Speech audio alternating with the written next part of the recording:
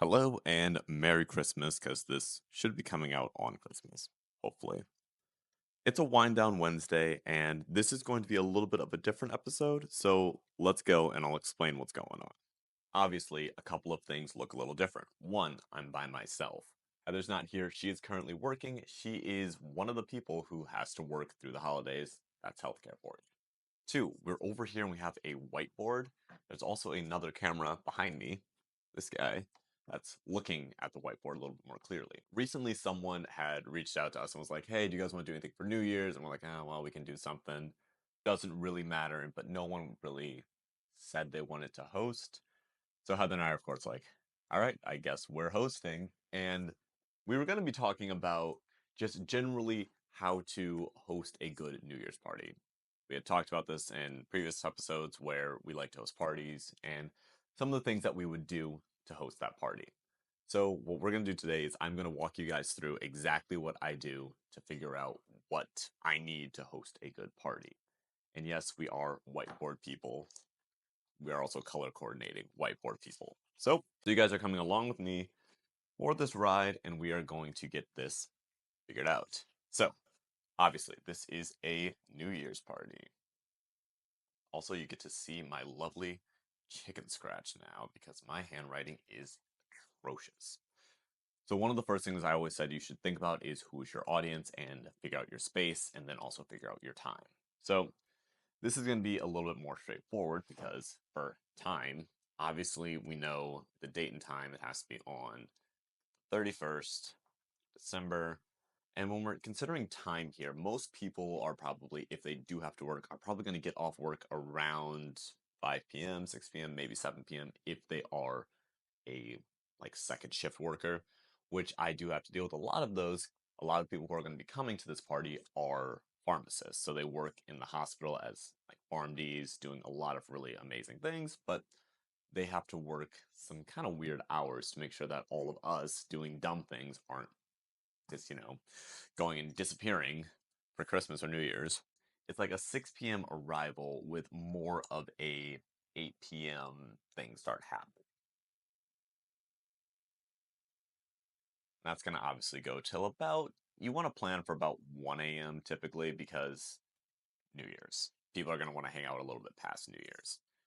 Now, when it's coming to the people that I have, again, I said these are pharmacists. These people work in hospitals, most of them, and then the rest are just the spouses of those people or their partners, whatever it may be. We're not going to have a very large get together because, again, stated in a previous video, we don't have that much space. However, we did want this to be something a little bit more classy. So that leads us to the theme. I was thinking about this the other day and I was trying to figure out what a good theme idea would be. So we got a couple different options. Got to change colors because we're not writing this in stone yet. As far as a theme, again, I said I have pharmacists that are coming. These people are pretty well off. Some of them are a little bit older. This isn't going to be extremely rowdy crowd or anything like that. So I want to think of something classy, clean, maybe something a little bit more elegant.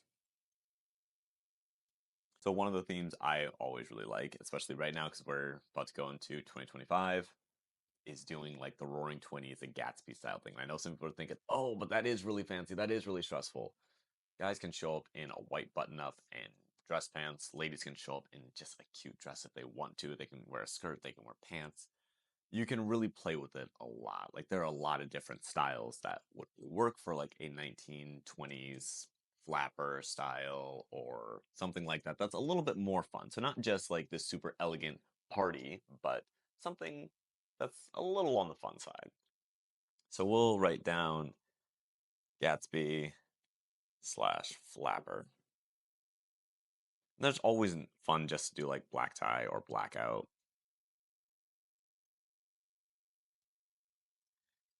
So I'm going to mill over that for a little bit, but next we're going to move over to food. For food, again, we do want this to be a little bit more of an elegant evening. Even if it's not super dressy and people aren't super dressed up, you still want it to feel fancy. So that means you want to have a couple different snacks. So we're going to start with the apps. Like I said, we want something a little bit fun, kind of fancy. So we're going to write the bruschetta. I'm probably going to spell it wrong, but I know what I mean. Slash caprese. Another really fun, easy thing that it's not super classy, but it's just really fun are like poppers. So I would want to have something probably a little bit more classy. So we're going to leave this one open. I'm not sure what I want to do. But then obviously we're going to be here for a while. People are probably going to want dinner. So you actually need to plan a bigger thing. Again, you don't want to make this too high stress. It can't be like a sit down, full plated thing. This does need to be something that people can just pick up and walk around. So a really easy one would be something like pulled pork. Pulled pork is super simple. You just put it together. You don't have to worry about that. You can set it on the crock pot. However, not super classy, but we'll consider it. You can also do pulled chicken instead. I'm going to try to figure out some other more finger food things. Now, the one thing that I think always makes a nice classy evening is going to be desserts. But before we get to desserts, there's just the rest of the snacks. And snacks are really easy. Here, you're just thinking, obviously, chips, crackers, do a veggie tray,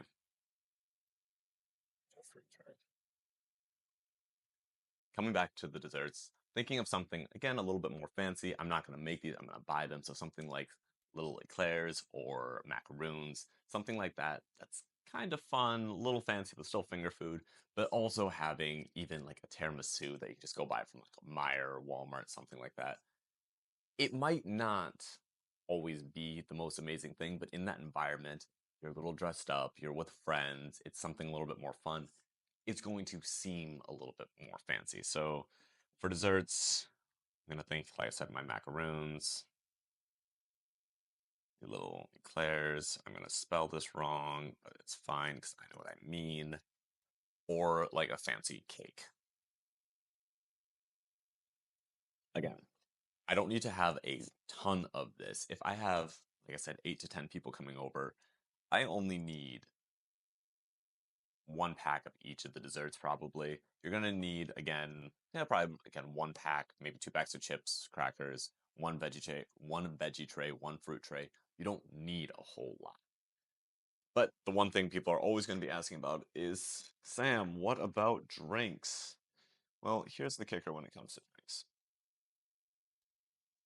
We live a little bit further away than most of our other friends. So they're not going to be able to Uber. So I need to make sure that people are safe, which means I have to provide non-alcoholic options. And even if this wasn't the case, you always want to have some good non-alcoholic options because you don't know if people are sober or if people just don't like drinking or whatever it may be. Someone could be pregnant, they just can't drink. Whatever it is, provide some non-alcoholic options. Obviously, water is a thing, but if you're going to do water, make it like a lemon water or something like that that's a little bit more fun, a little more fancy. Again, it just makes the whole thing feel elevated. It's these little details that people are really going to like. So I'm just going to write that down for my own sanity. Having some soda, excuse me, having some sodas like Sprite or Coca-Cola, I think it's a staple because people are going to like that. But if you want to elevate it a little bit more, do something like a ginger beer. And then I always like to have a non-alcoholic beer, so I'm gonna go with Athletic beer. It's one of my favorites. It works really well. They have a lot of different styles of it. So we're gonna go with some NA beer. But we're also gonna do a sparkling grape juice as well as an NA sparkling wine. The reason I'm doing that is the sparkling grape juice is gonna be a little bit sweeter typically, and the NA sparkling wine, there's a couple of different ones, and some of them are gonna be a little bit less sweet. So if someone doesn't like a super sugary thing, that's gonna be a good option for it. Okay. So we have kind of an idea of what we want to head towards with a theme. We have some food and we have some drinks, but what in the world are we going to do for 4 hours, 5 hours, 6 hours even? I'm not going to worry about the flow of the night right now. That's what I'll get to much later. But for events of the night, what are some things that we can do that are going to be fun? Again, you have to remember the group I'm with are basically upper 20-year-olds to probably mid 30s. Some other fun game ideas for this group are going to be things like just card games or painting. There's a couple of painters in there, and we have some little ornaments or little things like that. It's gonna be fun to do like a little painting activity. And with these, it's not like, hey guys, we're gonna do this. It's like, hey, I'm gonna set this up if we wanna anybody wants to do this, you can go ahead and do that. One of the other fun things I like to do is have some form of like a competitive style game. So this might be the Kahoot or it might be something else where I give people a chance to win something. So I like to have, I'm gonna make another misc column down here. So having things like a little fun giveaway, if that's for people dressing up and voting on like who has the most elegant, who looks the best, who has the funniest thing, whatever it is, having a giveaway is fun. Or having some sort of competition where you could have a giveaway and win something. But one of the most important things is setting the ambiance. So if you have this gorgeous spot set and all this food set out and people are showing up, they look great, they're dressed to your theme, they're wearing their PJs or their onesies or their suits and dresses, whatever it is. If they walk in and it's just people chit-chatting and you got the food out, it's not going to feel super warm. So make sure that when you set something up like this, you have your lighting set right. For me, I have a ton of overhead lights that are just these bright white lights. I'm probably not going to have those on. I might have one of them on, but we're mainly going to be using the Christmas tree as lights. I have a couple other lights back there, another light hiding over there, and then I have all of these little lights that I use for my DJing. And I'm going to be setting those up in ways that you can't see them, but you can see the light from it. And we're going to set that to a nice warm yellow. So it's going to make the space feel a little bit more warm and cozy.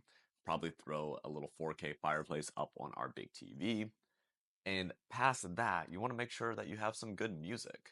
Know what your group's taste is for music. If you have a group that really is into like some indie music, make sure you have some good indie. If you have people who are into like soft rock, that's what you have playing. If you want to make it feel a little more elegant, figure out if you're running like orchestral or if you're running more smooth jazz or vocal jazz.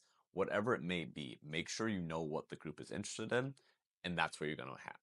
For me, I know this group does just like something a little like more light and simple. So I'm going to be most likely playing one of my New Year's jazz playlists. That's typically what I always use when I do something a little bit. It's not going to be like a big band style jazz, something a little bit more calm that we could also kick up if we wanted to. So, like I said, this was the preliminary. So if hopefully my camera was able to see, I forgot to tip this up so it could see a little bit better because we're just so focused on getting this done. But we know the date, we have an idea about the time. We're probably planning more of an 8 to 1 than a 6, but if someone shows up at 6, it's whatever. I'm leaning towards doing the flapper kind of Gadsby style 1920s fun little theme to it. And for all the food, we're thinking some bruschetta, caprese, poppers, one little more of an elegant snack, and then probably gonna do like a pulled pork or pulled chicken, some other finger foods. Gonna of course have chips, crackers, veggie tray, fruit tray, macaroons, eclairs, some form of fancy cake. Probably gonna be a tiramisu. Gonna have a good amount of non-alcoholic drinks with a couple of alcoholic options because again, we have a ton just readily available. And we're probably looking at playing some card games, some painting, some little competition style things, some Jackbox, some Kahoot, and we're going to be running some sort of a giveaway. And we're going to make sure that the lighting is set and the music is set. So when people come in, they feel warm, they feel welcome, and they feel like they can just relax and have fun while still being a little bit more elegant. Something that you don't always get to do without going to some super expensive restaurant or something like that. So I'm glad you guys could help me out and go through this craziness with me because my mind has been frazzled.